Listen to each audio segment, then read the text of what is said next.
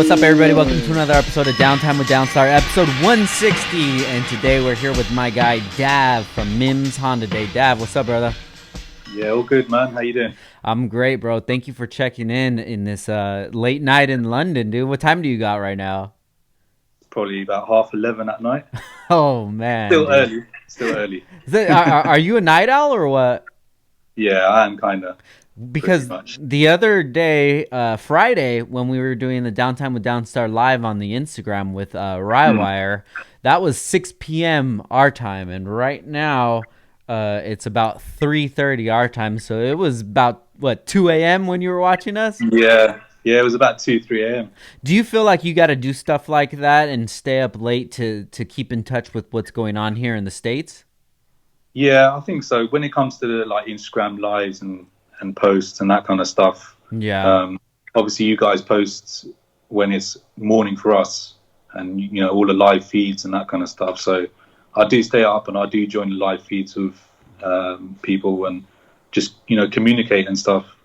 Yeah, you're always part of the community, man. I always see you, even before we became familiar with each other. I would always see you pop up, and I would see the affiliation that you had with Big Mike, and I was always just wondering what is this Mims until he started going out there. So before we get into it, can you just give us a quick breakdown of who you are and what you do?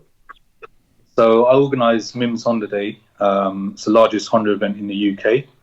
Also organise Japanese Performance Show, which is the only indoor Japanese car show in the UK. Got you. Starting to do stuff in Europe as well now, so it's not just the UK. Nice.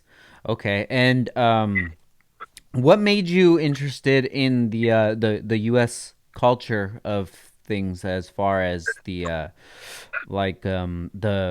way that we do things out here? Because when I went out to Mimms Honda Day, you kind of got that feel of that's what you were looking for. Yeah.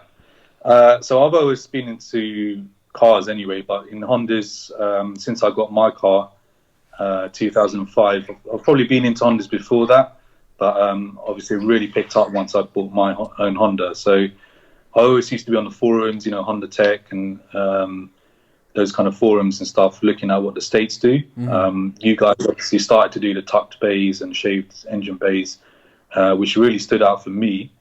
So then I just started to look more and more into it, and just looking at pictures online of all sorts of cars in the States, Yeah. just inspiration and just looking at the stuff you guys are doing. So I've been following it for a really, really long time. It's kind of where I got my inspiration from. Got you. So you usually have people out there as guests. You call it the edition, right? So I was out Mm. there as a Downstar edition. Big Mike's been out there plenty of times. Big Mike edition. You've had Rywire out there, Rywire, and then this past Mims, which unfortunately got canceled due to COVID-19. You were gonna have Yeah, Brian from Hassport. Um, that's right. what were some of the names that you were seeing when you were following the community early on? Um, what company wise or Yeah, people? company wise, influencers before they were influencers, people with Yeah, nice builds. What was it that you were attracted to? I mean, I used to look at the Hasback crew, their kind of cars. That kind of really stuck out to me. There was a specific white EK hatch, white BBSs, top fuel BC pillar brace. I remember a specific shoot I saw on Honda Tech, and from then I was just like, right, I need to build a car, something like this. Yeah, Um, but there's loads of people I used to take inspiration from. Big Mike, he used to be one of them. That's why I reached out to him initially. Mike G, his EG. Hey Mikey's Reds Integra. yeah, Companies wise, obviously Hasport's been around forever. Um, I was looking obviously at Downstar as well, of course. really. Really like the stuff you were doing, yeah. Thank you. Because obviously, with the engine bays and stuff, once that started to pick up, or once I started to look at that kind of stuff from the States, Yeah. Downstar started to come up everywhere on all the engine bays and stuff like that. So that's where I kind of knew about you. Awesome, man. Thank you, bro. I appreciate it. So No how did worries. you even get how did you know about the forums? What, Honda Tech Yeah. or Was that the main one that you went on was Honda Tech? Honda Tech was the one I yeah from the States. Oh, Obviously, I was on all forums in the UK. yeah. I used to trade on them as well. I used to have a Honda tuning garage, which we can talk about if you want. So then I used to trade on there. I used to be part of the community through various UK forums, and Honda Tech was one of them, where I used to get my inspiration from the States. Got you. Dope, Yeah, man. So you say you got your first Honda in 2005. yeah. So when you got your car in 2005, was it already with the idea that I want to build Hondas, or it was just something that you liked that car? Well, it's a funny story actually because I was so close to buying an Audi Uh-huh. uh, A3 1.8 turbo. I remember it. It was about 240 horsepower, and just for some reason I didn't buy it. Mm-hmm. And then the next car I looked at was the Civic, which I had, which is Civic Jordan. I've always liked Hondas. I've always liked how they rev. Um, that's always something that's really been appealing to me. Got you. So and then literally I went and saw this Civic, and I just bought it. And it's a Civic Jordan. I don't know if you guys know about it. It's a limited edition Civic Jordan edition. Only 500 made. It's in yellow. Had the black and yellow leather interior. Oh, wow. Um, yeah, it was.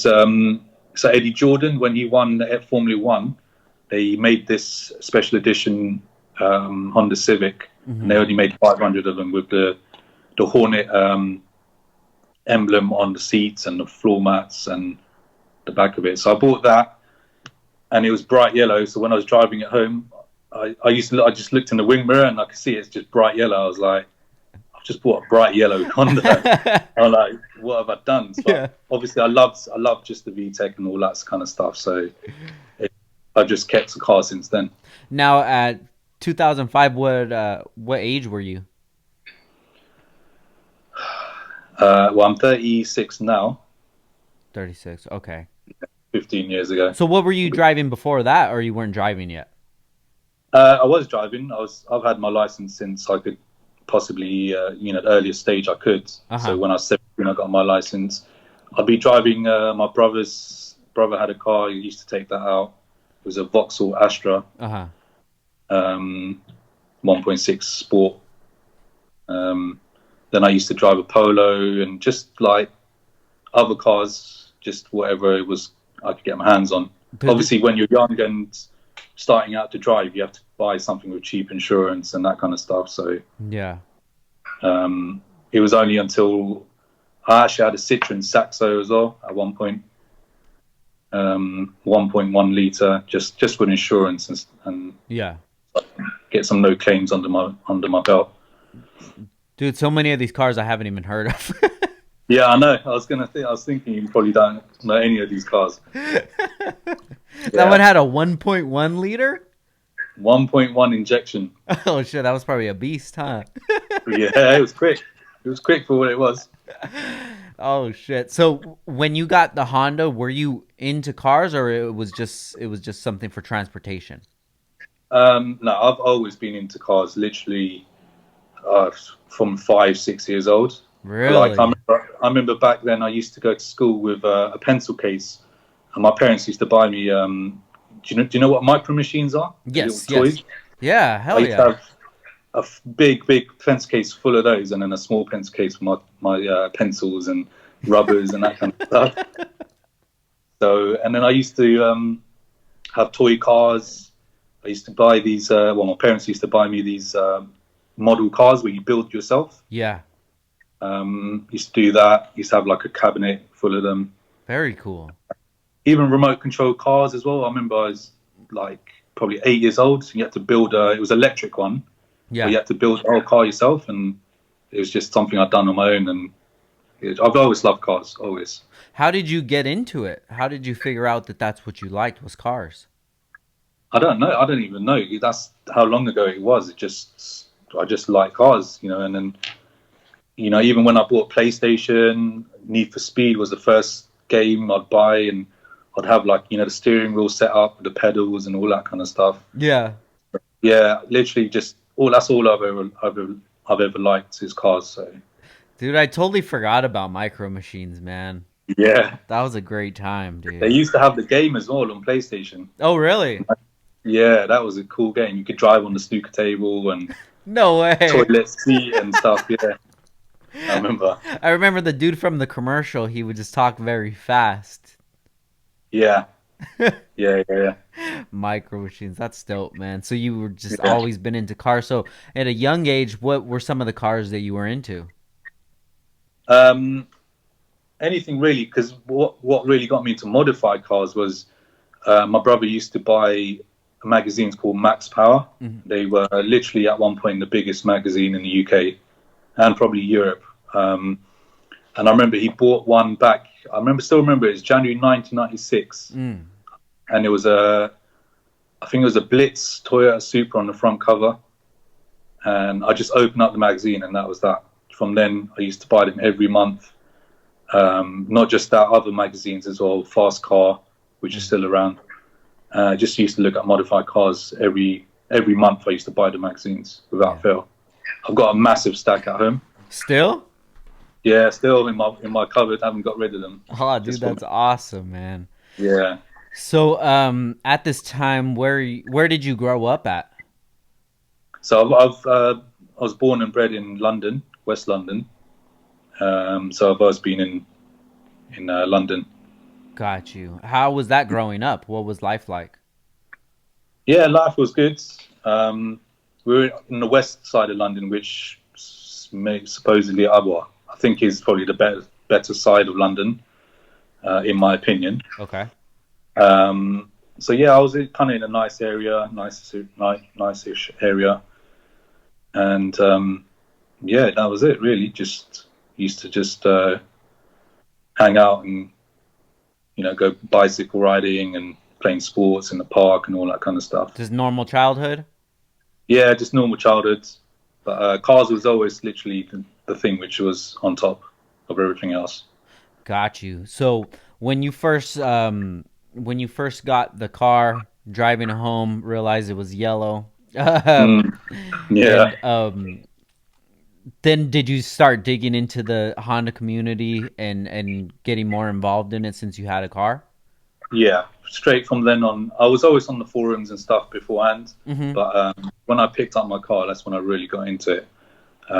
Was just on the forums all day and posting, and yeah, just love cars. So Hondas was kind of what I got into the most since I picked mine up. So getting this car and knowing that it's a one of 500, did that even register to you, or did you just start working on it as soon as you got it? Yeah, just started working on it. Just do like the intake and that kind of stuff, small stuff, suspension, exhaust, that the small kind of things I could afford at that time. Yeah. Um, and yeah, just started to go to meet and that kind of stuff, seeing other people's cars, and yeah, I just really got into it. Now Yeah, this Civic Jordan, that's a EK, right? yeah. Okay. So what were some of the benefits that this car had versus others besides, special badging and the leather interior? Did it have the same motor? Yeah, it was a B16A2. Okay. So it was basically an EK4, Okay. but it was the Phoenix yellow color. Mm-hmm. It had black and yellow leather interior with a hornet stitched on the seats. Yeah. Floor mats had the hornets stitched in as well.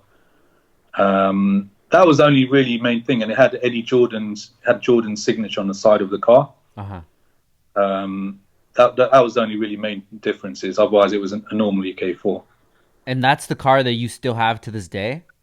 Yeah, Wow, that's yeah. awesome, dude. They haven't got rid of it. I definitely want to get into that build because that build is going to be something special once it comes out, but Yeah. we'll get to there right now. So, when you got the Honda, you started going to meets and meeting other people. When did you realize that meets was something that really interests you?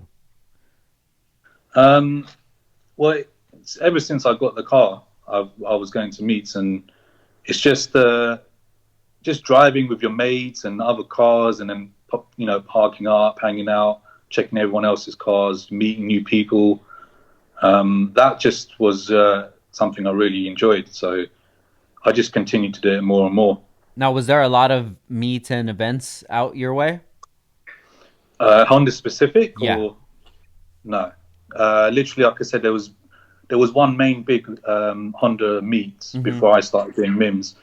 It was the Blue Water Shopping Centre. It's a massive shopping centre in the east side of London, and they used to have meets there. And then the person who organised that, he just stopped doing it. Okay. So then I thought it's perfect time for me to just start something up myself. It started up small, 20, 30 cars, and then it just grew and grew and grew to a point where it was just too big for the service station we were holding it in. Now, how did you spread the word about your meet? Um, so what happened was I used to have a Honda tuning garage. Uh, well, that's another funny story. I used to work in a market research company where you used to just phone up people and just harass them and ask them just research or trying to sell them something. Yeah. And I was just bored of it. Obviously, it wasn't a proper job. It was just something to get some money by. Yeah. And then my friend, he started up a garage. He's always been a really good Honda mechanic. Mm-hmm. He started in Honda dealership working there. So he started up his own garage. Um, and literally, one day I had enough of all this market research job. And then I just phoned him. I said, look, let me join. I'll do this. I can do that. I've just started to do the South Mimms Honda events. It's starting to pick up. We can do it in a collaboration kind of thing. So,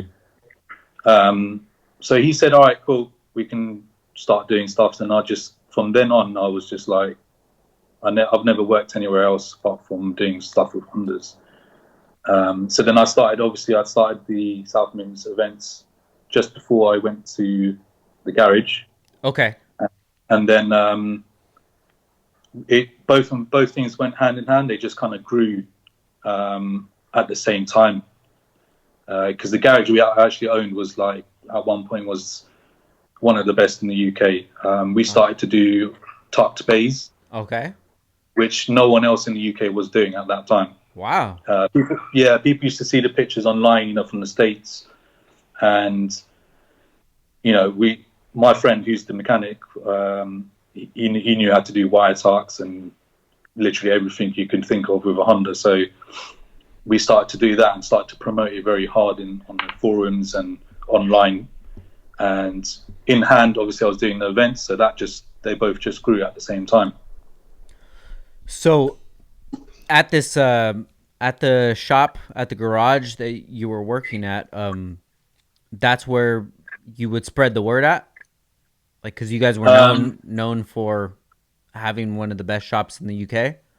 Yeah, so I joined all the forums possible. Okay, got you. Yes, and then I used to promote stuff on there, post pictures of the work we were doing, pictures of all the tucked bays, and because people used to see the pictures online and just not in person, people just started to gravitate towards the garage, and they were in awe of a wire tuck and shaped bays and that kind of stuff. So we kind of brought that into the UK scene at that time because I think no one else was really doing it. Yeah. So then that just grew, that just blew up because I was posting it online, pictures on the forums, and then I became traders on these forums as well. So just word got out that we were obviously doing engines, engine bays and Hondas, as well as doing the events. So it just grew from there. So when you decided to quit your job and start working at the garage, was that a big decision? No, because I didn't really want to do market research. It was just a job just to get money. And what I really wanted to do was something with cars. Yeah. My friend always used to tell me, you should do something with cars. You just love cars. So, and I used to sit there and think, well, what can I do? Until this opportunity came up and I asked, and then it just, I was part of the garage afterwards. So you If you guys, don't ask, you don't get, right? yeah, no, definitely, man. You got to put yourself in that position for sure. So Yeah. when that, what was the old meet called that you were saying? So South Mimms Honda meet. So South Mimms Services was the name of the service station. No, the one before that, the one that the guy stopped doing Oh, it. Blue Water Blue Shopping Mall. Water. So did you have any relationship with the guy who was throwing it? No, no, So he just nothing else. he just stopped doing it, and you saw an opportunity open up. Yeah, he stopped because he couldn't be bothered to do it, Got and you. police presence and that kind of stuff. Other people start to do meets there, and then when you attract loads of other people and people who aren't really enthusiasts, they start to mess up Yeah, definitely. of the venue. So he just stopped doing that. Yeah. So when you started doing it, it was the South Mims. Yeah, South Mimms Honda meet. Okay. So let's talk about that. What was the thing that made you think like I can do this? Um, it. I didn't even think it would get this big, to be honest. It was just something. Me and my friends, we wanted to go hang out somewhere, and I thought, well, let's just put the invite out to everyone, and then people started to turn up. 20 cars initially, then 30, then 40, then 50, Hmm. and then just started to grow so big. People started to come from abroad. Holland, Belgium, France, Germany. People used to drive over just to park up in the service station, which was just a car park with food courts and that kind of stuff. Wow. So to come from France, they would have to go travel a long way, right? Yeah, they would have to drive. So if you're coming from Holland, for example, you have to drive through Holland, through Belgium, through France, get your car, put it on a train, go through the tunnel, Whoa. and then come out to the UK, and then drive to the service station. Wow. So when you started realizing that people were coming from long distances, how did that make you feel? It was good. See, the thing is, I've never actually. It's only when I sit back and I think, okay, people used to come from far, and this is where it started. Otherwise, it doesn't really cross my mind unless I actually sit back and think about it. Yeah. So I just used to enjoy meeting new people and people from abroad, and when I go to events in their countries, and I can meet them as well. It was the same as meeting someone from here. It's just they've come from a different country. Yeah. Yeah, so it's the same. So how often was that meet? How often did you guys throw it? So that was always 3 times a year. Okay. So when I turned it into a show, I just kept that tradition going, and So yeah, when you first started it, it was at the service station, yeah. right? Okay, cool. So you're at the service station 3 times a year having the event. How long did that last for? Um, so that started around 2009, Okay. and then 2014 is when I had to turn it into a full-on car show. And what was the reasoning for that? Well, the management said we can't do it there anymore. Literally, we took over the entire car park, Mm-hmm. the main car park, coach area, lorry area. Just literally took over the entire car park, and then people started to complain like there's nowhere to park. This is a big, big service station as well. It's on the north of London. Yeah. We have M25, which goes around. It's a motorway which goes around the whole of London. Okay. So it's on the main roads, motorway. So it's a big service station, and people just couldn't get in and park up and use the services themselves. So the management told me, you can't do it here anymore. Do you know how many cars that you had there at one time? Um, I don't know the exact number, but if you think of like a coach car park, a lorry car park, these are big areas because obviously they're big vehicles, as well as the main car park area as well. So you can imagine how big it is. I guess I don't know, maybe five, six, 700.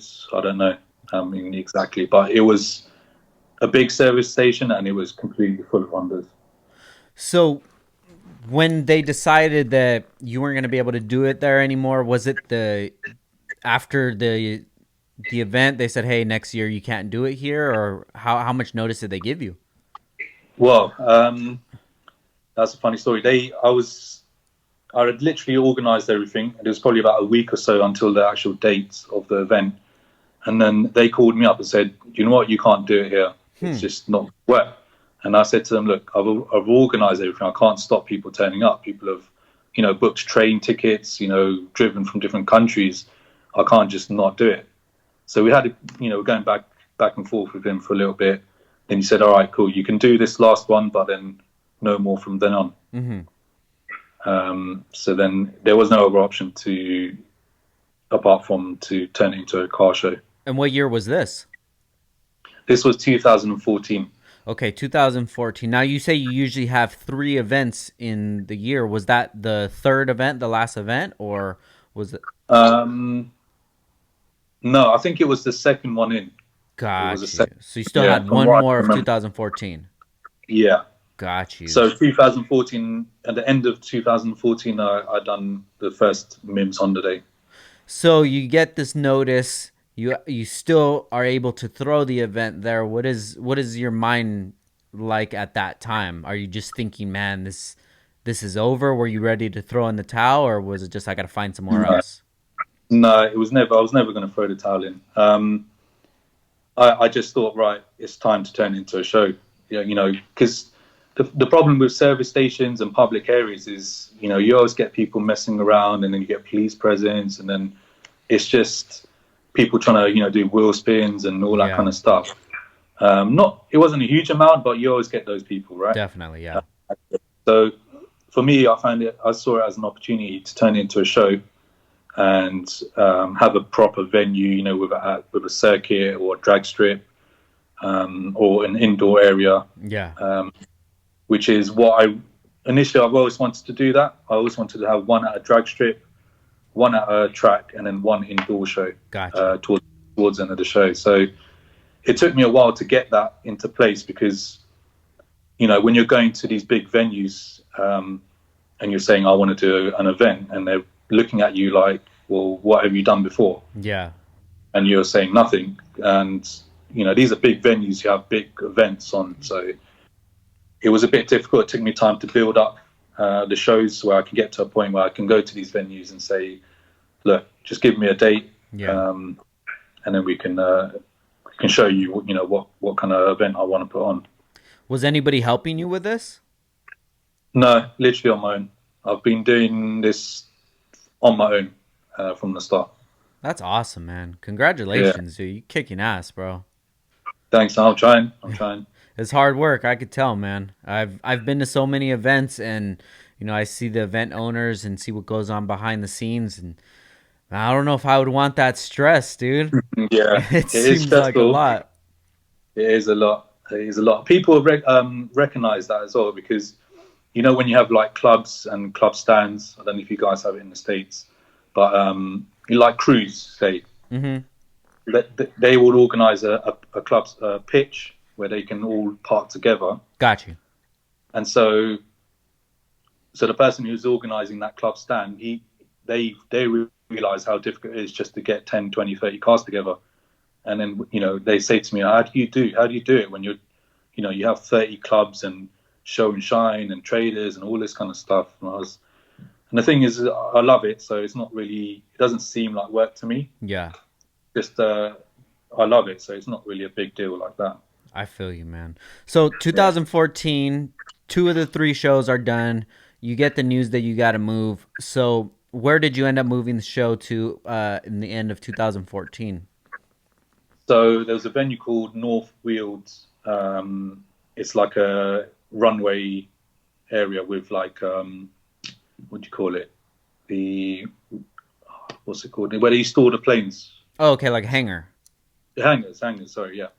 So there used to be another show there, and I thought it was a good venue, so I went and spoke to them, and just arranged the next one there. And that was such a big learning curve because I've never done a show in my life. Yeah, You know, Obviously the meet is the meet. People turn up, they park up. I just help direct them where to park. yeah. But this is like a full-on show. So, and I literally turned up on my own, and the management there were like, "Where's your helpers and workers?" And like, I don't have them. And I remember that they said you're going to really struggle today. Yeah. And I was like, oh, okay. uh, it was crazy because I was literally running back and forth from the hangars to the ticket gate. And you have to imagine that the ticket gate is halfway across the field and runway. Yeah. So I had to do like literally everything myself, running around like a headless chicken. Golly, Um, man. yeah, we managed to get through it. People enjoyed it. It wasn't too much hiccups, like in terms of the person turning up and coming to the show. They thought it was all great. Yeah. Um, but for my end, it was a big learning curve. So 2015, what was your first show? When does that the first leg usually start? So the first one would be March, April time. Okay. Then the second one would be sort of July, and then the third one September. I have done a couple of Christmas edition ones in December, Hmm. which you would think is a gamble, but people turned up in numbers, so I Nice. supported them. Yeah. So after the event 2014, what was some of the response that you were getting from it being a meet turning into a show? Yeah, loads of people just doubted it. They were like, "Oh, R.I.P. South Mims, and you're never going to do it, and you're not Hmm. going to be able to do this," and that's the end of that. Hmm. And I had loads of people saying that kind of stuff. Loads of people tried to stop it. I mean, there's a long story, but some guy sent an email to the management of this Northfield airfield saying, "Don't let him do it. People are gonna just be doing wheel spins and messing around." And Wow. yeah, it was. I don't know why people done that. Still to this day, I don't understand why people were hating like that because Yeah. it's a weird thing because I never give people a reason to hate on me. Yeah. You know, it's weird. It's a weird one, and all of a sudden, just these people started to come out, and I'm like, well, why are you hating? Like, Yeah. I'm just trying to do something good and positive. Wow. And you never found out why? Um, no, I didn't know. Find out why.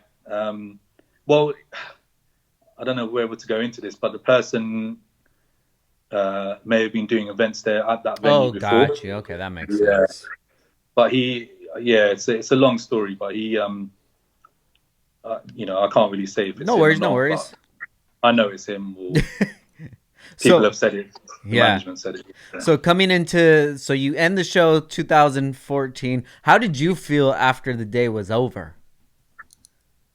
Relieved, Grant. I was just relieved to sit down because I didn't sit down from 6 in the morning till like 6 in the evening. Literally, I was just running around, Wow. didn't eat, didn't drink anything. That's kind of what happens on most of the events I do. I don't sit down and I don't eat and I don't really even drink water or literally just Red Bulls just to keep me going throughout the day. Yeah. So Um, after that, you what did you have to do in order to prep for 2015? What were some of the changes that you made? so the venue changed. Okay. Um, so the first few years, I was just trying to find. I used to do them at different venues. I didn't have a set venue. Got you. It's just to try and keep it fresh for people to, so it's a new venue and people excited to go see a new venue. That and I just wanted to find a place which was ideal to have it permanently at. Mhm. So it took me a while to find a good venue like that. So the second venue um, was actually at Blue Water Shopping Centre, but it was indoors. It was inside the shopping centre. Okay. Yeah, so they had a big exhibition hall, two-floor exhibition hall there, Got you. which Got you. was attached to the actual shopping centre. Got you. So, Yeah. so when you did that one, did you have people on your staff helping you out? So the only time anyone helps out is on the day, which is maybe people at the ticket gate or someone I could trust at the ticket gate or people directing cars. Got you. Right up until that day, I do literally everything myself, to floor plans, the meetings, to literally everything. Wow. It's a lot of work, dude. Yeah, it is. It is. But I enjoy it though, so it's not really a big thing like that. Yeah. So when did you realize that it was turning into something big, to the largest Honda meet in the UK? When did it start getting Uh, towards that? well, like I said, there is no other Honda event in the UK. So when it was at the service station, it was already the largest Honda meet, not event, but meet. Got you. And when it turned into a show, it kind of automatically became the largest Honda event Hmm. because no one else was really doing it. It was, when the point came to change it into a show, I thought about it. I said, well, no one else is doing this. This is a great opportunity to start doing a show and progress the Honda scene in the UK. Now, at this time, is this your full income doing the events, or were you still working at the garage? No, the garage ended quite a while ago, maybe 7, 8 years ago, Got probably. you. Okay. So yeah, this is the full time. Just trying to do more and more, and started up Japanese performance show as well. So I sat back and I thought, there's no indoor Japanese car event here. Yeah. Uh, Loads of other ones at tracks and drifting and that kind of stuff, but no indoor, just literally show and shine, chill out kind of show for Japanese cars. So I started that, and that picked up immensely. Now, when did you start that? That year five, we're in year five, it's 2015. Okay, 2015. So when did it become known as Mimms Honda Day? So the meet was South Mimms Honda meet. Okay. Everyone used to know it as Mimms. They used to just call it as Mimms instead of South Mimms Honda meet. So then that point, I thought, well, there's no point me trying to change the name and start something new where people don't know the name. Hmm. So then instead of South Mimms Honda meet, I changed it to just Mimms and Mimms Honda Day, as people used to just call it Mimms anyway. So that's where it came from. What does Mimms mean? It's just the name of the service station, South Mimms service station, and Mimms is just the word which is in the name of the services. So So it's just a name, Mimms. yeah, it's just the name of the service station, South Got you. Mimms. Got you. Yeah. So come 2015, you realized that you can do Mimms Honda Day, and you wanted to add on the Japanese indoor show. Yeah. So I thought there is no indoor Japanese car event. Um, so many really, really nice Japanese cars in the UK, Hmm. really good quality ones. Perfect time to showcase them off and just have an indoor exhibition hall solely for Japanese cars. Yeah. So I started that up. First year was decent, good turnout. Second year just got even bigger. Third year just got massive. Six, seven, 800 cars. Wow. Yeah, That's awesome, man. yeah. It's become one of the premier sort of Japanese car events in the UK, solely by the quality of the cars. Do you screen the cars before they come in? Yeah, so anyone who's going inside the main exhibition hall, they have to send me an email with the specs and pictures, Hmm. and then I choose which ones are decent, well, which are the best quality. That's the main thing for the show is the quality. People recognize that. Now, at this time, when you have the two events going on, what is it like on the forum? Since everybody just knows you from the service station meets, and now you Mm. have two of the premier events going on. Did the confidence change in that people had in you? Um, yeah, I mean, people supported me always because I was always in the community. I used to go to the events. I used to mingle with people. Speak to people about their cars. So people kind of knew me from there anyway. Hmm. Um, and when they realised that I'm doing something positive here, I'm just trying to get people to come together. The cars is the second thing out of it. Um, People just carried on supporting, and I'm not here to rip anyone off. I'm just here to host an event and have people come together, which everyone, all Honda enthusiasts love. So they kind of had respect in that way. Did you have a nickname in the streets? Dav. That's where it came from. Yeah. Yeah, loads of people just started calling me Dav. I was like, all right, cool. Might as well then. So what did you go by before? Your full name? No, I've got my other mates used to call me different names, and they used to call me Dave. Dave was one of them. Don was one of them. So Like just all sorts of anything that different. started with a D? Yeah, pretty much. Yeah, pretty much. So, and then Dav was just obviously short of my name. So I thought, okay, people used to call me it. It's Yeah. cool. I'm cool with that. Dav, that's a cool name, dude.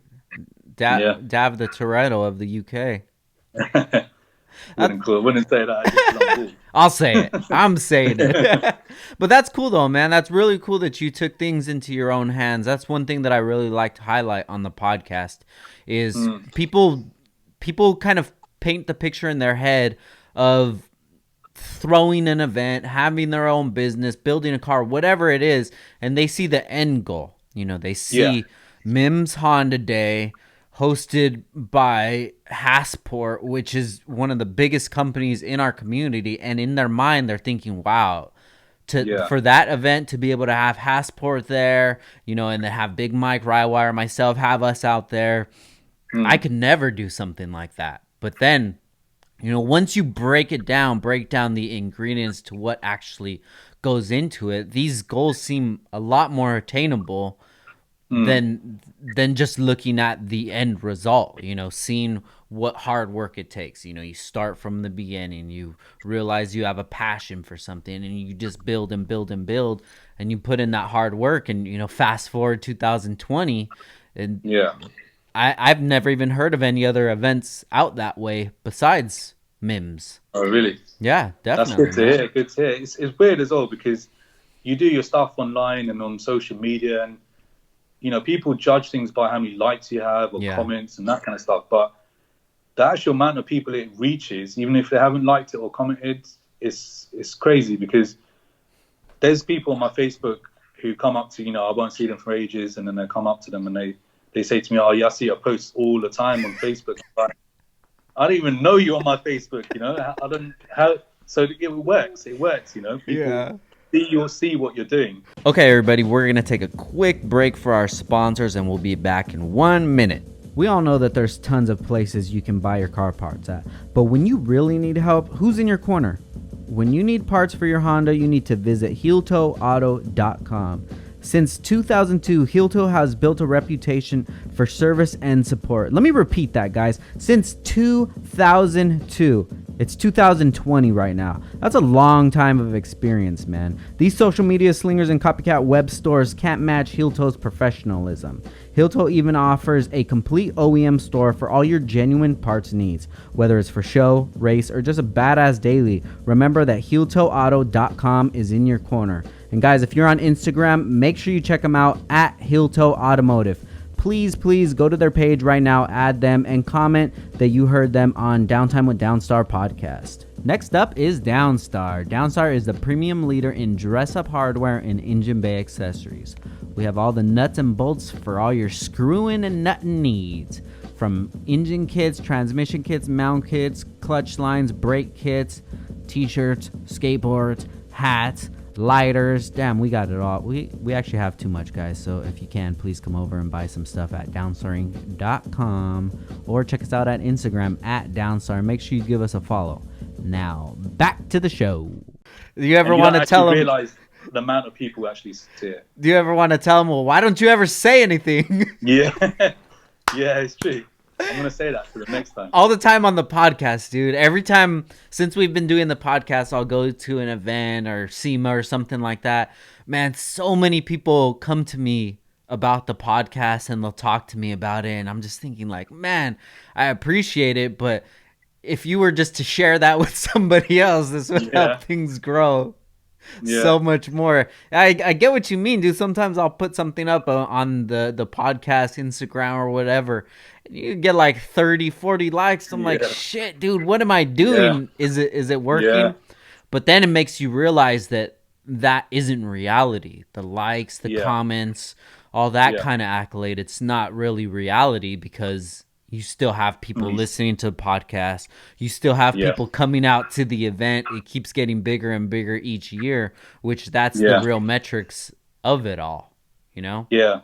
It's crazy as well because some I'm always kind of not nervous, but just anxious to see if people turn up, and then when they do, you think, oh, okay, I must be doing something right. Yeah. People know about it and they're turning up. They're willing to come back to the event as well, which is a really big thing for me. The support which I get for the events, that's what means a lot to me more than anything else. Yeah. Because without those people turning up, there is no event, there is Definitely. no means, there's no me kind of thing. So the support, I really appreciate the people who support the event. Yeah, no, definitely, man. So let's go ahead and fast forward. The show's a success. Everything's going good. When did you decide to start having a guest host or, people showing up to the event that you would put on the flyer and stuff like that? Mm. Um, I don't know. It was just something I thought, well, what can I do differently to all these other shows? For me, I hate to be the same as everyone else, Hmm. whether it's myself or with my car or anything like that. So I was always thinking, what can I do different? That's why I thought Mimms only a Honda event and Jap Performance Show is the only indoor Jap. I want to be different. I don't want to just follow the crowd. I sat back and thought, what can I do to, you know, promote the event and just the profile of the event, Yeah.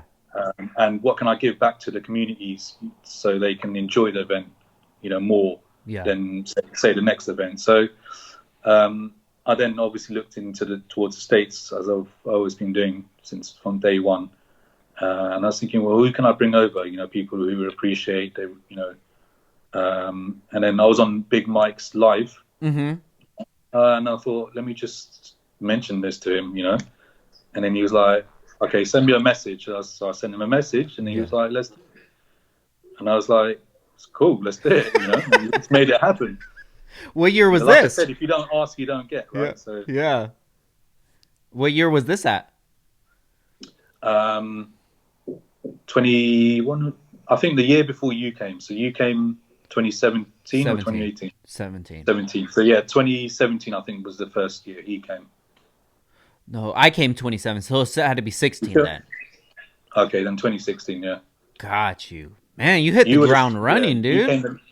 What's that? You hit the ground running from 2014 and then 2017 in that short of amount of time you're already flying out guests, dude. That's awesome. Yeah, yeah. It's just something to give back to the people, yeah, who come and support. Yeah. So you reached out to Big Mike. You guys settled out what the plans for everything. Um, how was that experience for you? Yeah, it was really good. It was good for him to come out and for us to hang out, and more, like I said before, more so just to hang out and make a new friend and Hmm. connection and that kind of stuff. More so than anything else. Yeah. And we've become good friends now since then. Just same with you Yeah. and Ryan. Um, and it's just great. It's great. I would never ever thought I'd be doing these kind of things, and having you out there, Yeah. and Mike and Ryan and Hasport. Ever since a kid, I've been looking at Hasport engine mounts, since I've been in the game. So to have and actually speak to someone, like Brian, is just like out of this world for me, really. Yeah. But that's cool though, man. You took those Yeah, chances and those risks and you made it happen. And seeing yeah, things like that, that's really attractive to somebody like us because we see that you're putting in the work and we know that just to get to the point that we're at, that's what it takes. mm, And to see somebody else yeah, putting in that work, being so motivated to want to make things happen, it makes you want to be a part of it for sure. yeah. It's weird though because I don't actually think about, like I said earlier, I don't think about that. I just do what I think is best, and it's good to see that people like you and people in the States take notice of what I'm doing. I'm just a regular person doing what I love. That's it. You Yeah. know. I mean that usually happens to a lot of people with that mentality is they don't understand because it's just second nature to them. Yeah, But then when yeah, you start realizing that your peers aren't doing the same thing or Mm, you're kind of yeah. like alone in some of your thoughts, like trying to It's make things crazy. better, trying to build, and then Yeah. you kind of tell these ideas to friends and such, and it kind of just Mm, doesn't register to them. yeah. Yeah. So when you started growing, did you notice that your drive was different from other people? Yeah, I did actually. Not to be like big headed or anything. It's just I used to look at my friends and see what they're doing. I used to tell them, my plans, and they were supportive. They didn't try and knock me or anything like that. They just didn't really get it because they're Yeah. not into the cars as much as I am. But the people around me didn't really have that kind of drive. Mm-hmm. Whereas, which I see in you and Ryan and Mike and all the people who are actually doing big things in the community. So until I saw those people, I used to just think I was kind of on my own. Yeah. So it was quite refreshing to have you guys over for the event. It really kind of put motivation into me. Yeah. Hey, So it was good. likewise, dude. You know, it's Good. it's rare to be invited to an event in the States, Mm, as far as to come out as a guest, and instead of coming out and selling and things like that, to be an actual part of the event. That's, I mean, for me, that's rare. Mike does that a lot more than I do. But when you yeah. reached out to me to do that, dude, that made me feel so special. It made me feel like I was on the right track, to be able to Yeah. get the attention from somebody um, halfway across the world. It's probably not that far, but I'm gonna say that halfway across the it world. is it is halfway across the world. It's a distance, man. That was a Yeah. flight for sure. But just to have you reach out and to show interest, that made me feel so good, man. And I appreciate that. No, no. Thanks for coming out and helping out with the events and just promoting it and stuff. So I really appreciate that a Yeah, lot. no, definitely. So when Mike came out, what was the response like from the attendees? People loved it. They were like, "Oh, big Mike's out here," And I'm like, "Yeah, just I just asked and he came out." So people loved it. People still love coming to the events. When you came and Ryan and people are really looking forward to the Hasport one as well. Yeah, So I'm just going to carry on doing that. Bringing people together and from across the world. yeah. Do you have names in mind that you want to bring out? Yeah, I do. I have quite a few. So I've spoken to the owner of Jay's Racing. Oh, Uh, wow, yeah, so he was planning to come out in July to the next one. People, wow. no one really knows that because it wasn't confirmed. Yeah, Um, but obviously now this Corona stuff's happened. I don't know what's going to happen, but he's definitely up for coming to one of the events. very cool.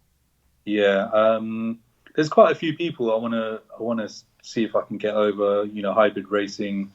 Yeah, Uh, quite a few people. Honda Pro Jason wants to come out as well. Need to get him out there. that would be Uh, cool. yeah, I've met him a few times at different events and stuff. We've hung out, so he wants to come out. Quite a few other people. I've got like a list on my phone.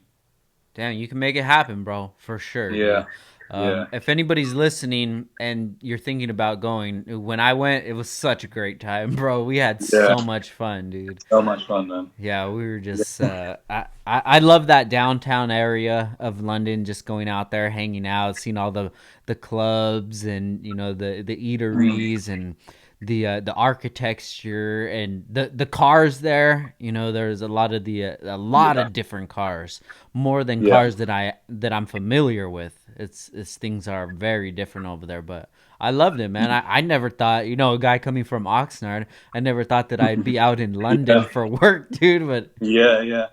No, it was good. It was a really good time. Enjoyed it. that, and Uh, one thing that you introduced me to was Nando's okay, yeah. with the Nando's, yeah. the Peri peri peri. peri chicken. Yeah. Yeah, And when I left over there, I took a lot of the sauce packets and I yeah, yeah, put them on my luggage, took them home, and then yeah. do you guys have El Pollo Loco out there? Okay. No.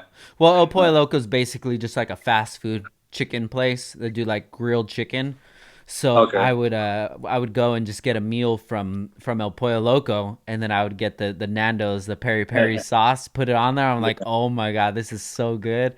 And then I gave So some. next time you come, I'll get you a proper big packet of it Oh yeah, from the from the what's it, Asda. Do you remember Asda? yeah, the Walmart place. Your Walmart. Yeah. Yeah. Well, I gave some to my wife and she loved it too. And she ended up finding it, I think, on Amazon. And now we have it all the time, dude. Oh, okay. Yeah, she'll actually cook the chicken and marinate it in the sauce and stuff. Okay. It's so good, man. And Yeah. what's funny about that is I bring up Nando's to anybody that I've ever talked to that's been out to the UK or to London, and Mm. same thing, bro. Everybody loves it over there. Yeah. Everyone here loves Nando's as well. It's a bit overpriced, Yeah. and it's just chicken, really. But they have their swag on it, so Yeah. the Now, sauces, all that. now this drive that you had, was that more towards something that you were interested in, like cars, or is that something that you've always known that you've had inside of yourself? What's that? The drive Yeah, for the drive to like succeed and the drive to want more and to progress. Um, no, I've never really had those thoughts. Like I said to you, I don't really. It's only until I sit back and I think what I've achieved so far, when I think, okay, I've come a certain distance, Yeah. but it's never been like it started to grow more and more when I realised what I was doing, and when I looked at other people like yourself and Mike and Ryan and all those other people and Passport, then I started to feel that drive more and more. Yeah. Then I started to look at videos, motivational videos, and just to help me keep that motivation going. I mean, the motivation for doing events and cars is never ever going to go. It's always going to be there for me. Yeah. But just to have people who are motivated around me, like yourself, when you came over, I was just, I was like more super motivated when you were there and then when you left. Really? Um, yeah, just to see the kind of stuff you do and how hard you work and how many things you're doing and in the community is just it's motivation to me. So the more I look at those kind of things, the more motivated and drive I do get. Yeah, dude, likewise, man. We had a really good conversation that one night after the event, and Yeah, it just made me feel like there are certain things that I didn't need to worry about, and yeah, certain things that I needed to focus more on, yeah, yeah, and it really took a perspective from somebody like yourself halfway across the world, just observing things and seeing what we have and what we've built from the outside looking in and getting your perspective on it. And it really yeah, helped me make the changes that I feel that I needed to make to put me into the place that we're at now. yeah. I Yeah. mean, I not that social media is a place to look at someone, but I from that kind of point onwards, I did notice a change in just like it's maybe your posts. I don't know. It's like I said, it's not you can't really judge on posts, but because of your stories and how you are and that kind of stuff, I kind of saw some sort of change. I Yeah. mean, I don't know you that well enough to know how much how much of a change and that kind of stuff. But I saw you more happier afterwards. Definitely. Definitely, man, and you really did help out with that, bro. Because just having that perspective from somebody else that I've recently met, haven't had that many conversations with, but just to be Mm, able to sit and have an honest conversation really helped me yeah. evaluate things of what's important and what's really not that important, and Mm, kind of the influence that we do have, and where the importance should be focused with that influence rather than somewhere else. And I thank you for that a lot, Dad, for real, no, man. I'm glad. I'm glad I can do something without even knowing just by having a conversation. So I'm glad it helped you. And even though I don't know how it done it, I just spoke to you, and listened. I was just there. I'm a good listener, so I just listened to what you were saying and gave you my honest opinion. I don't have any reason to say something wrong to you or Yeah. try and direct you in the wrong direction. So I'm glad it helped, and yeah, I And appreciate to it. having those conversations with somebody who isn't biased, somebody who doesn't have a dog in the race, somebody who's just Yeah. listening, man, Mm. that's as close to a therapist as possible. You know, Yeah. sometimes you want to have those conversations, but you don't want to open up to people that know Yeah. you, know certain situations, know Mm. what's going on, because then you don't know if they're giving you the right Bad. Yeah. information, good information, Yeah. bad, or what have you. You know, me, Yeah. I'm my defenses are always up. My Yeah. my antennas are always up. I'm always wondering what angle is this person coming at? What why is this person saying that? But when you talk to those certain type of people like yourself, and you understand that it's like, yo, this dude really doesn't care about any of that shit. His intentions are pure, and he's just here to hang out. We just had a great Mm. time, and Yeah. it's awesome, man. And I can genuinely say that I have a friend in you out there, and Yeah. it's refreshing, man. And I really appreciate that. No, I appreciate you opening up and talking about it. So, and I'm just glad it's helped you in whatever way it has. Yeah, no, definitely, man. So Yeah. let's kind of get into the elephant in the room right now. COVID-19 that's going around. Mm. Mimms and the Japanese show being your main source of income. How has this time affected you personally? So the event has been cancelled, as you know. Luckily, the support from the people, they most of the people said, look, we'll just roll over the tickets and all the trade pitches and Oh, club pitches cool, for the cool, next month. cool. Obviously, a few people want a refund, which is, I have to just honor and give it to them. But most people support me. See, the thing is with the MIMS events, it's the people, when you're having a big event, people don't really know the organizers. They don't know, and the organizers are not necessarily there just to have a good time and put on a good show. It's more towards money, right? Definitely. So the people who come to these events, they don't know who's organizing it. They just know that they need to turn up here and pay their money. Yeah. But with me, because I'm in the community, I've been in the community, I treat it as a community event. Mm-hmm. The support is different to just like a regular whole show. Yes. So so from that, the people support me more than it as a show. Yeah, yeah, yeah, yeah. Really, really appreciate it. So these people didn't want a refund. They said, "Look, It's not going to be the last Mims I come to. So keep the ticket money if it helps you. Just in terms of having going through the tedious job of refunding everyone and all that kind of stuff. So the support has been there for the event, even Mm-hmm. though it's been cancelled. Um, but yeah, I mean, the next event we have to see how it goes. Really, if Yeah. we come out of this sooner than later, then everything's back up and running. So just have to see how it goes in the next month or so. So what are things looking like? Wasn't the UK kind of on the late train with everything? They still are, to be honest. Really? Yeah, I mean they've done a lockdown, but people are still going out and doing whatever they want. I mean, there's a lot of people who are listening and staying in, but then you get people who aren't, who are just going to the beach and going here Mm. and everywhere. So So so they, oh, go ahead. I'm sorry. so yeah, they haven't really done like an official lockdown where the military out and making sure people aren't going. It's just they've said to people don't go out, and people are still doing it. So it's not official lockdown. What about businesses? But yeah, businesses are locked down. Okay. Yeah, businesses are locked down. Food you can't go in and sit down. You can only do takeaways or deliveries. Got you, got you. Okay, that's pretty much what we're on now. Yeah, yeah. Are people listening there though? Um I mean, I guess it depends on which part of the country you're in. Yeah, You know, I can yeah. only speak for what I'm familiar with, and just traveling from here to LA, I can notice a huge difference. The freeways aren't as busy. Mm, Obviously, a lot of businesses are closed.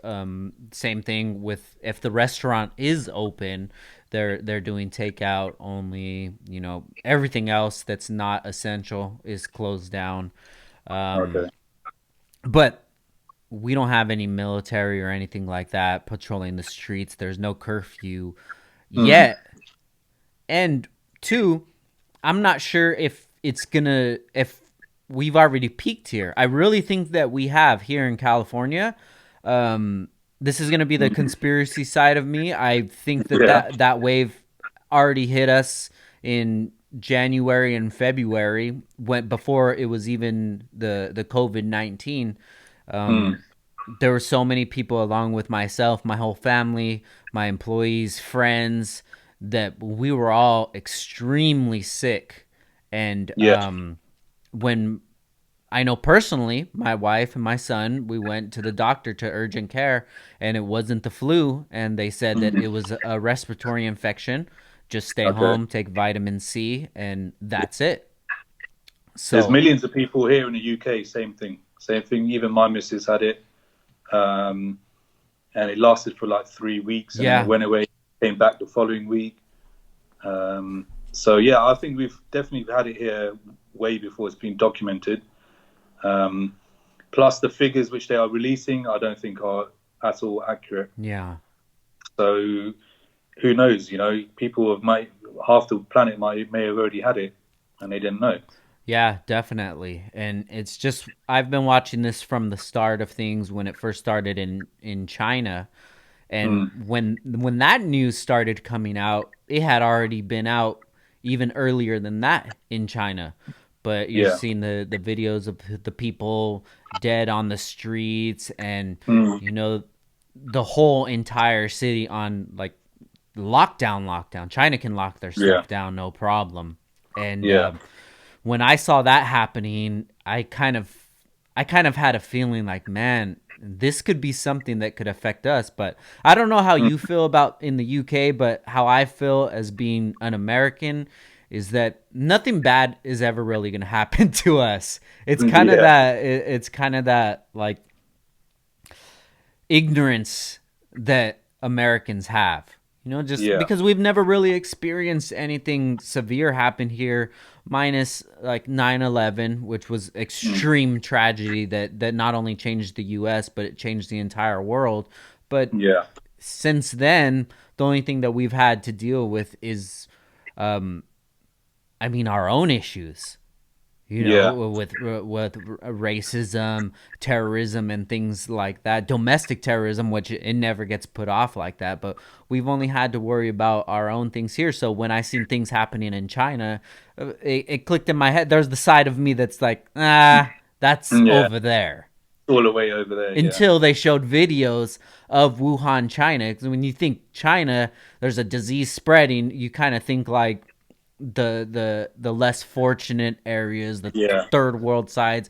But then when you Mm. see Wuhan, China, and they have like skyscrapers all around, then it kind of clicked in Yeah. my head like, whoa, this can kind of turn Yeah. into something, man. So what is your Yeah. idea of everything that's going on right now? How do you feel about it? It is what it is. You know, you just have to take it and just try and keep positive and Yeah. just understand that it's not going to be forever. Yeah. So, you know, people complain, I have to stay indoors and I'm bored and that kind of stuff. And I'm like, well, you've got Netflix with, and like, you got your internet at your hands and you could do whatever you want to do, really. Yeah. If imagine if you was like 20 years ago and there's no social media, and imagine if you're in a bunker and there's a war going on, like, you know, you Exactly. wouldn't have all this kind of stuff. So Yeah. you just have to be positive and just try and try and follow the rules as well as possible, Yeah. and you know, just wait till it passes. I mean, there will be a vaccine sooner or later. Yeah. It's just a matter of time, so you just have to wait it out, Yeah, I think. definitely. So what have you been doing with this newfound free time? I've just been being a bit more active on social media, doing more live feeds and stuff like that. Um, You just you actually, but not to cut you off, but you just brought up the good point about the live feeds. You actually started an Instagram live Yeah, show, right?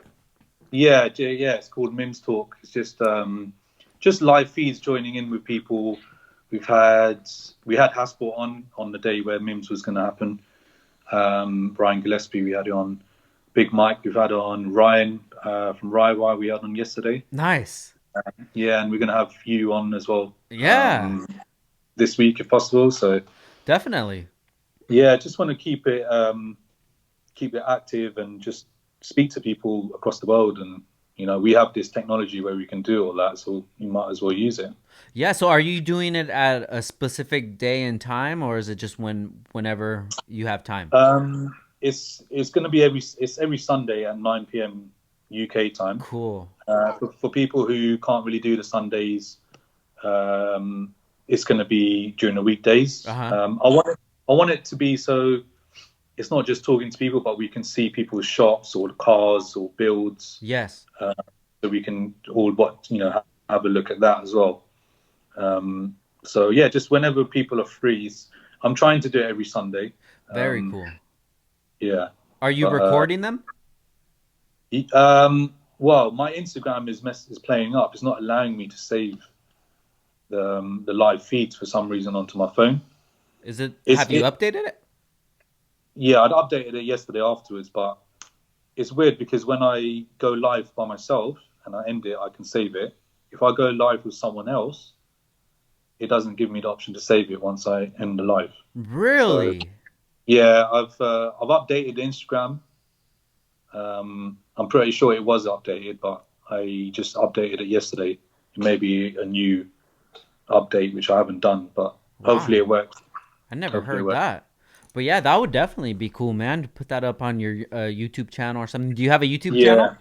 Yeah, yeah, I've got a YouTube channel. Yeah, What is that?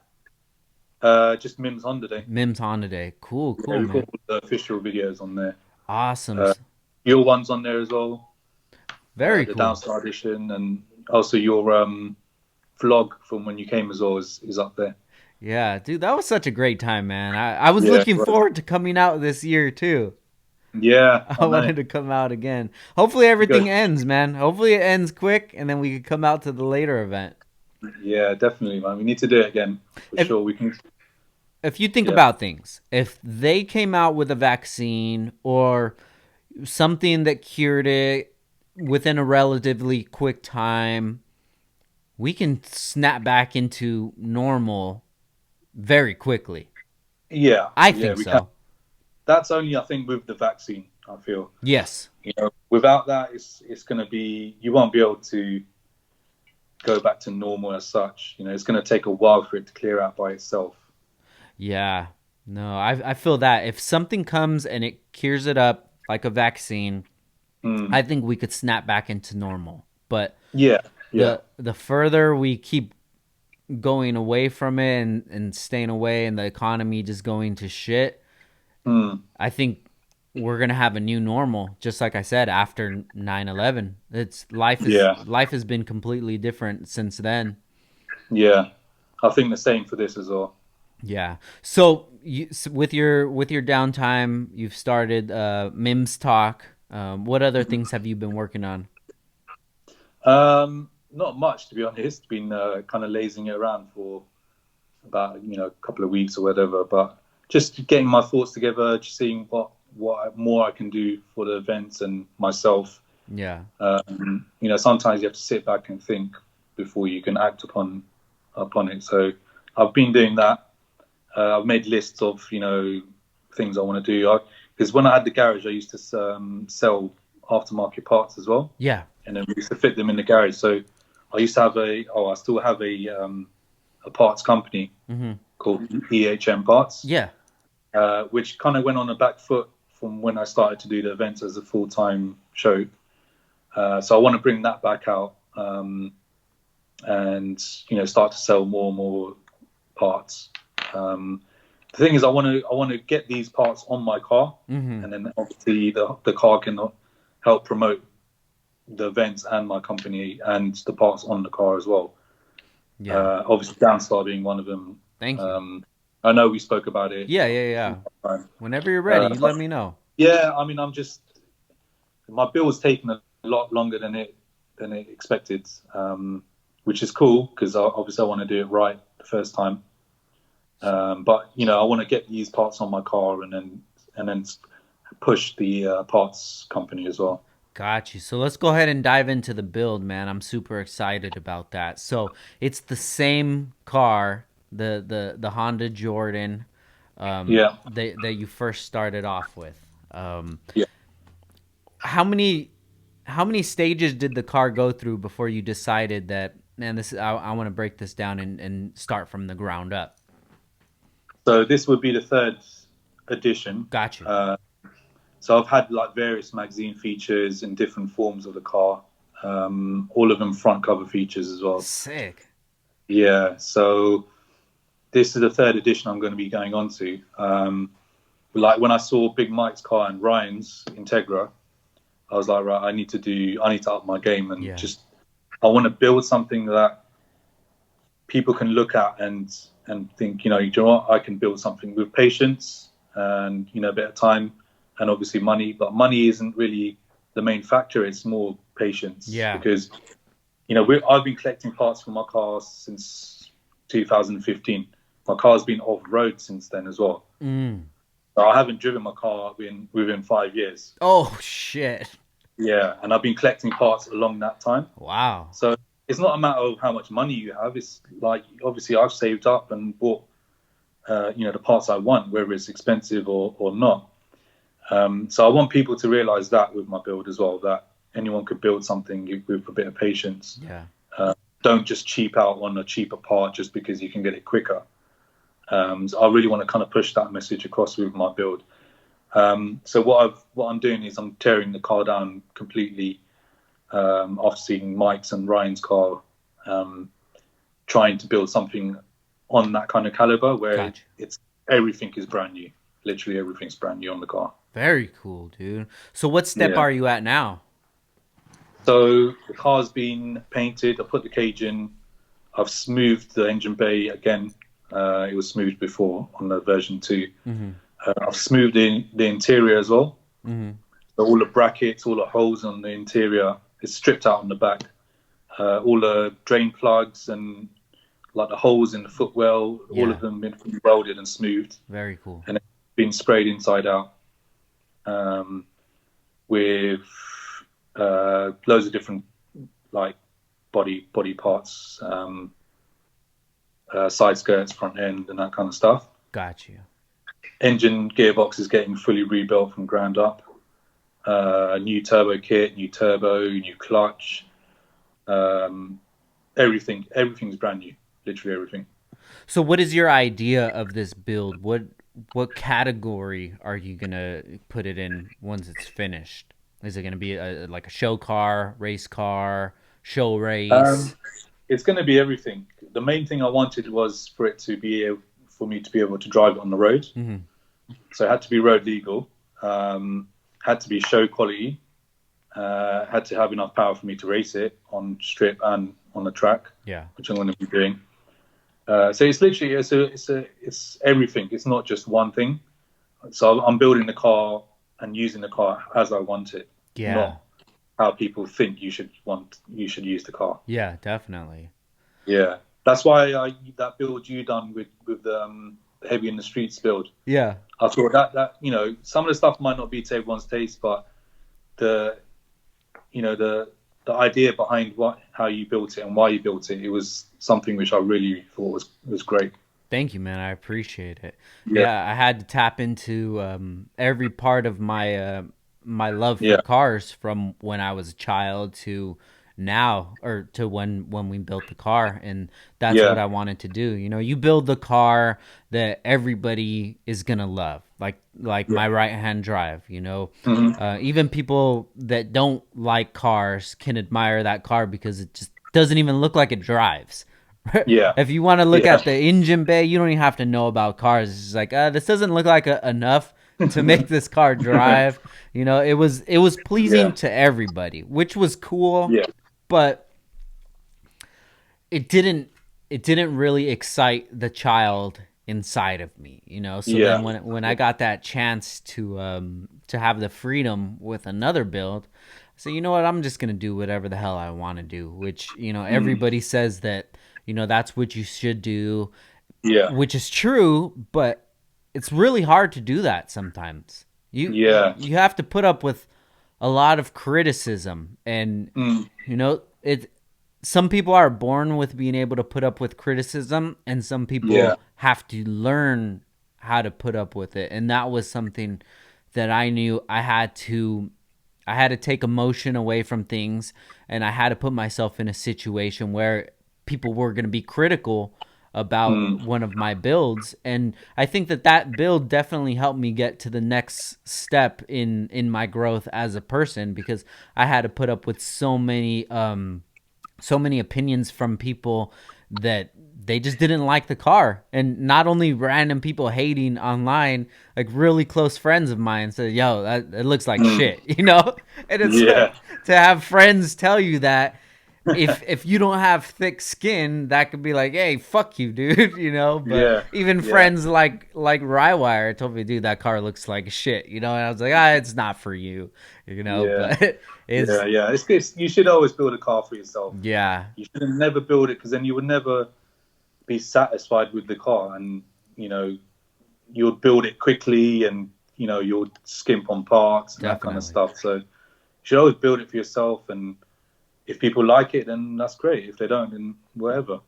Nice. Yeah, no, definitely, man. And it's easier said than done, for sure. Yeah, It yeah, it it is. it took Yeah, me it took me a lot of growth to be able to realize that. You know, starting off wanting to win shows, trying to mm, see who the cars are that are winning shows, see what I can emulate from them, and you know, doing things that maybe I didn't want to do inside. You know, yeah, yeah, yeah, it takes a lot of growth, and for you to be able to build a car from the ground up how you want it to, that's awesome, man, for sure. yeah, yeah. I'm not too fussed about what people think of the car. People, I know some people won't like certain parts of it, and but the thing is, it's not for them. Yeah, You know, it's for me. yeah, It's what I want, what I enjoy, what I like. So that's what I'm going to do. You know, I kept the sun. I put a cage in my car with, and I kept the sunroof, for example. And it was like, well, why have you got a sunroof and you've got a cage in the car if you're going to track it or whatever? I'm like, because that's what I want. That's what I'm going to do. yeah. Simple as that. Yeah. I want some creature comforts. I'm going to drive the car on the roads as well. You know, I'm going to drive it on the track. I'm going to do whatever I want to do with the car. You know, you don't tell me what to do with my car. Yeah, Just because I put a cage on it, even if I don't drive on the track, it's not none. It's got nothing to do with anyone else. To be honest, it's what I want. So that's how I'm building the car. yeah. With the heavy in the streets, EG, I don't think anybody even noticed, but that cage that was in there was for a right hand drive car. Oh, is it? I didn't Yeah. know. But it's all good, dude. Yeah. So do you want to go to into any specifics of the build, or do you want to leave that up to suspense? Um, I've pretty much documented everything apart from one thing, which is the front end of the car. Got you, got you. Um, I did want to just save that until I revealed it, just so people it throws people off and Yeah. what it is. But I have posted. Big Mike posted a picture because he came when he came over. He came to see the car and he took a photo, and he posted it, and then I reposted it just so it's on a story, and you know only specific people can see it if they look at my story. So, but apart from that, everything else we got, everything's brand new. Bellac industry wheels. Um, what else? All engines all brand new. Got a Sheepy race turbo manifolds. Nice. I had one on the previous edition of the Yeah. car. I've got a new one now. Skunk 2 center feeds on a B series. I haven't really seen that on anyone else's car. Oh wow, on a B series. Oh, Yeah, B cool. series center Very feed. cool. Have you ever seen those? Not that I can recall. No, that's Yeah, awesome. yeah. So Skunk 2 don't do a center feed for a B series, Uh huh. um, which I've never seen on a car. So I'm excited for that. I'm gonna have the up pipes from the exhaust going Mhm. up through the bonnet. Mhm. Which I'm going to see if I can route the intercooler piping underneath Very and cool. go straight up into the Yes. throttle Yes. body. And everything, all the throttle cable and injectors and fuel rail is going to be underneath. Yeah. It's going to look a lot more tucked and on a turbo as well, especially a turbo builds Yeah. where you have to have specific things in places. I'm going to try and tuck as much as possible. Nice. So yeah, really looking forward to see how that turns out. So, Interior wise, just going to be retrimmed, everything suede. hmm. No carpets. Going to have dual cards, dash, center console, Got you. all trimmed black suede. So what happened to the stock interior? I've got rid of it now. Oh, really? Sold. Yeah, Oh I kept the shit. seats. I had the seats and everything because they're limited edition, and I've still got the carpets, which I'm going to use. Yeah. Um, but the seats were just taking up too much space, and my garage is just like, just get rid of them. So is there Yeah, going to be any signage on the car to represent that it's a Jordan? yeah. So in the center console, they've got a plaque Cool. which has the number and then the Eddie Jordan signature. That's still going to be there. That's probably the only thing which is going to be there. Um, and the floor mats, which I may put in just when I'm driving it, regularly down the road or Yeah, wherever. yeah, yeah. They've got the logo on the floor Oh, mats. cool. I gotta look that up, man. I've never seen that before. That sounds cool. Yeah, have a look. Not a lot of people know about it. Yeah, I think it's only in the UK it was sold. yeah. And it's only 500 of them. So yeah. Very cool. Have you seen any other ones in person?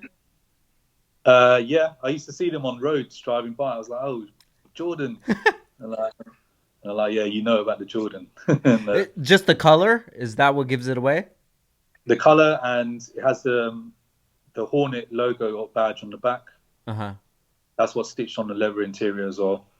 So where the back where the H would be? Not where the H is, where it would say 1.6 Got you, VTI. got you, got you. Just above it's got Yeah. the badge, and then it's got the signature on the rear quarter, on the Nice. bottom Yeah. of the rear quarter. Yeah. Very cool, dude. So when do you tentatively plan on having this car done? I wanted to have it done this year, but this Corona's just delayed everything. Yeah. So let's see how it goes, but definitely next year. The problem is that I don't know when to stop and just build it and then progress from there. Mm-hmm. Because I want to four-wheel drive the car as well. So I'm like, should I do it now? Should I do it later? Or it's just never ending. Yeah. So I'm just thinking, right, let me just build it, and then I can either four-wheel drive it later or I can add stuff to it. I want to ultimately I want to four-wheel drive it, and I want to get the billet block and head. Wow. And I want to do the entire engine and gearbox billet. Wow. Yeah, that's my long term future for the car. What brand were you looking for with that? So there's a PBE one, Mm-hmm. the Pro billet. I know Speed Factory have done a collaboration with them, Mm-hmm. but it's a company out in Malaysia which they do the B series block, the head, the bell housing transfer case for the four-wheel drive, and I don't know if Low Cash do the casing, the gearbox casing. I'm not sure. That would be the only I thing think left to. I'm pretty sure Drag Cartel does that. Is it the bell housing or the actual casing? It's the bell housing. Okay, yeah. Okay. I Yeah. want the case on it as well. Hell yeah. I literally want the entire engine and gearbox to be billet. Are you gonna polish everything out or what? Yeah, probably. I've got the frontline fabrication billet cam covers already. Uh-huh. I don't know if you've seen that one. Mm. Proper piece of, it's some serious piece of art there. Check it out afterwards. With the valve cover? Yeah. Oh valve cover. yeah. No, Frontline does Yeah. great work, man. Yeah, frontline. Yeah, so I've got that already. I just want to do everything billet now. Yeah. Just to be different. Very cool, dude. I'm excited to see that happen, man. I want to check that car out in person. So when you get it finished, what are your plans with it? So like I said, I'm gonna help promote the business, the events, to other car shows with a booth and everything. So I want to start doing more of that as well. Yeah. I do want to actually bring it to SEMA one day. Dude, that would be so rad. That would be a goal. Have you been to SEMA Definitely. before? No, Really? never been to SEMA. Dude, you gotta come, man. Yeah, I know. It would be good for the first time ever to bring the car as well. Yeah. But probably not, but I do want to eventually bring it to SEMA somehow. When's the last time you've been in the States? Mate, probably like 25 years ago. No way. Yeah, something like Oh, that. dude, you gotta come, Yeah, bro. no. Well, actually, no. Sorry.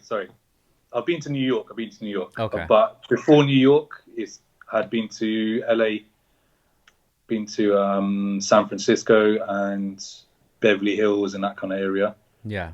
But I was like 10 years old or something. Wow. Yeah. Last time I was in New York was 5 years ago. What'd you go there for? Just to go?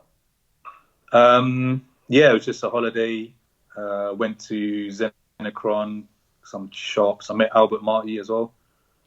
I don't know if you Albert Marty from. Yeah, but in Florida. They were in New York? Nah, he was in New York when I went Really? 5 years ago. Yeah, And Xenocron as well? Zenacron's in New York. Hmm. I don't know why. Yeah. Maybe at that time I'm pretty sure that they're in Florida now if I'm not mistaken. What, Zenacron or Yeah. Albert Marty's in He's in Florida now. Florida. But Yeah. I thought Xenocron was as well. I could be tripping. But it seems like No. everybody from New York, New Jersey just moves to Yeah. Florida. Yeah, I know. I noticed as well. What's going on in Florida, man, that we don't know about? I don't know, man, but if we need to if we need to build a wall, we need to build it around Florida, bro. They're too fucking crazy, man. Yeah, yeah, Florida should be its own country. Shout out to yeah. Florida, dude. I love Florida. I haven't been, man. I want to go. It's crazy, man. Especially when we have the IBOC meet out there in Mm. Orlando. Yeah. We're supposed to have that in around now. Shit, what is today? Is it? 14. Yeah. I think it was May, if I'm not mistaken. But either way, we're Right. supposed to go to Orlando. I love it out there in Orlando, but it's just Florida's just a different world, man. Yeah. But I it, do want to come out there. I want to come out to IBAC meet, um, mainly IBAC. I want to do H there as well, just to see the racing, oh yeah, World definitely. World Cup finals. Yeah, I want to come out to quite a few events. I just haven't, to be honest. Yeah. Well, I mean, nobody could really plan anything for 2020. Yeah. Everything's so up in the air, but I would definitely look forward to you coming out here, man, to check out these events because Yeah. it's really cool what you're doing, and I think a lot more people need to know about it. And this Honda community that we have, we need to realize that it's not just a thing in the States, that Mm. it's a worldwide thing, and you're Yeah. representing your part of the world, and I think that needs to be noticed and it needs to be appreciated all around. Yeah. No, I appreciate that. Yeah. Have you ever been to Thailand? I haven't. I want to go there for sure though. Yeah. I went out there in 2016. I hit up. So there's a guy out there called Pubs. He does it's called Honda Night. Okay. He does all the Honda events. It's basically his story is exactly the same as mine, but Yeah. just in time. It's crazy. So I messaged him. I said, look, I'm going to come out. I'll organize Mimms and everything. He's like, yeah, I know about Mimms. I was like, yeah. He's like, come out and I'll throw an event for you and stuff like that. I was like, okay, cool.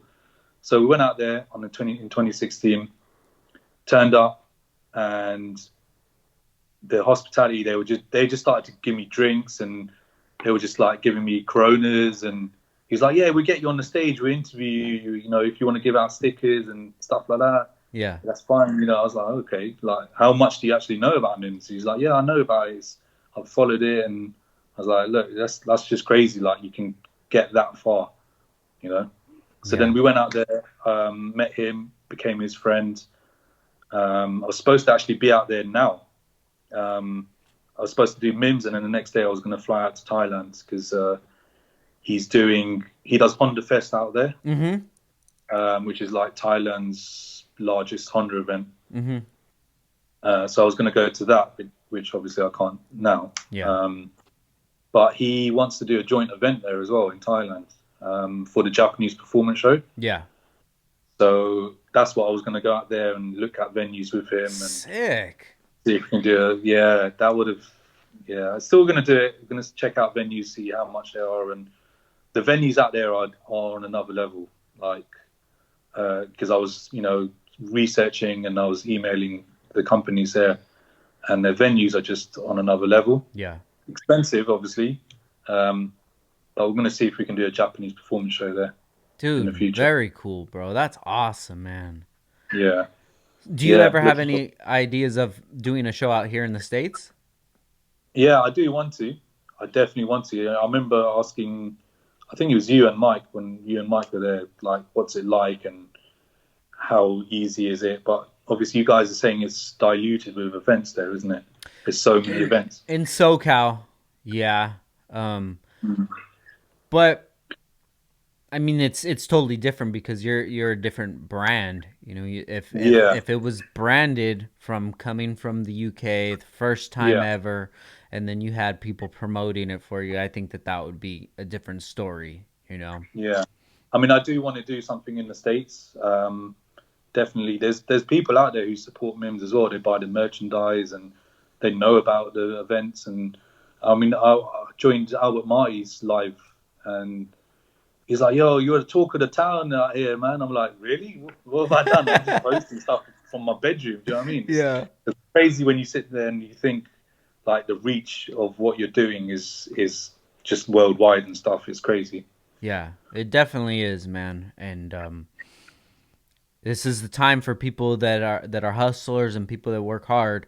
This is our time to shine. You know, you take advantage of this downtime. You Mm, focus on things that you didn't have a chance to focus on.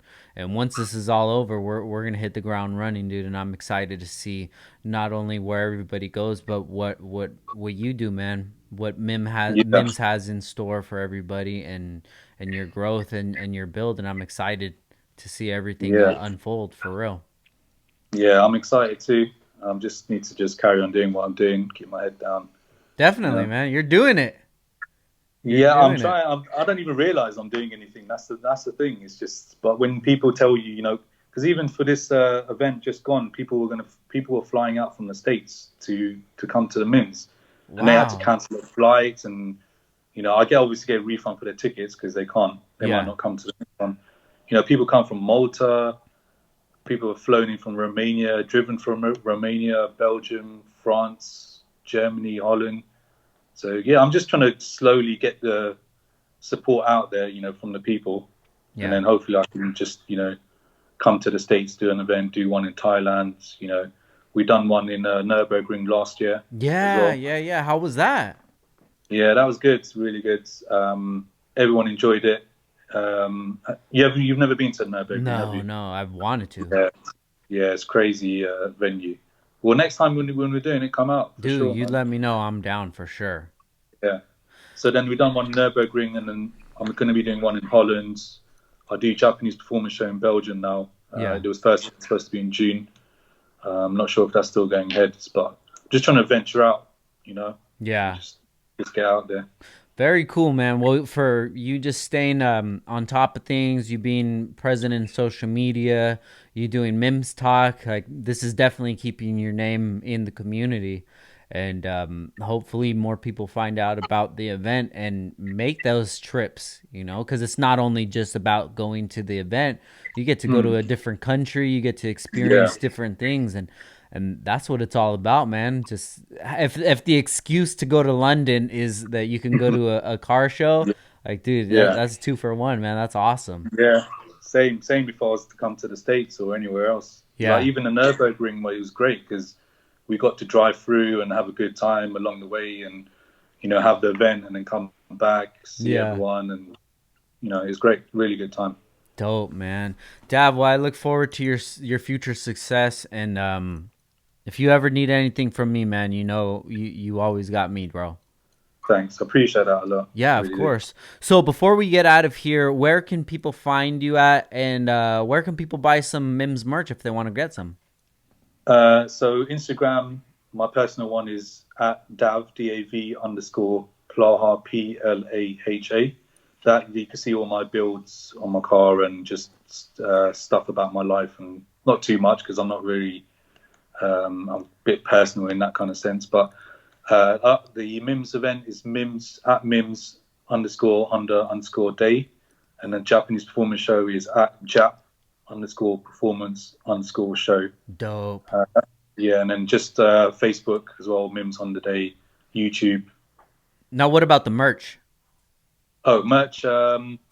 I That's another thing I need to be doing is putting it up on the website. But if you want to buy any of the merch, just either DM me or you can find me quite easily. So just Yeah. send me a message, whichever way, I'll pick it up.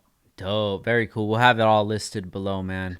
Dav, it was so good to sit here and talk with you. And I wish it was Yeah, in person, but hopefully sometime yeah, in the near future it will be, man.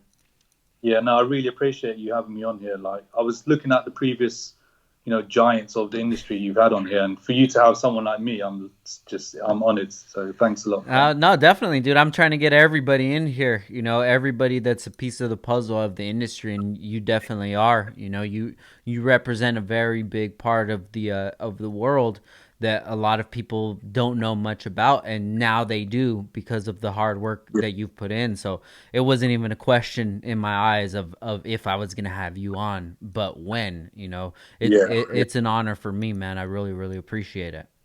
No, I appreciate the kind words. I really do. Yeah, of course, bro. So Yeah, I wish you and your wife the best. Make sure you tell her that I said hi. And yeah.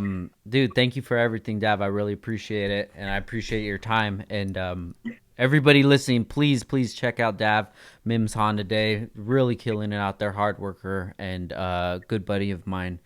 And big shout out to Heel Toe Automotive, which is the sponsor of this podcast. Heel Toe, they've been around since 2002. We've actually just did one of the Mm, previous episodes with them, so if you guys yeah. can check it out, shout out to Heel Toe. And shout out to everybody listening right now. Thank you for your support. I really, really appreciate it. And this is Downtime with Downstar, episode 160, and we out. Peace.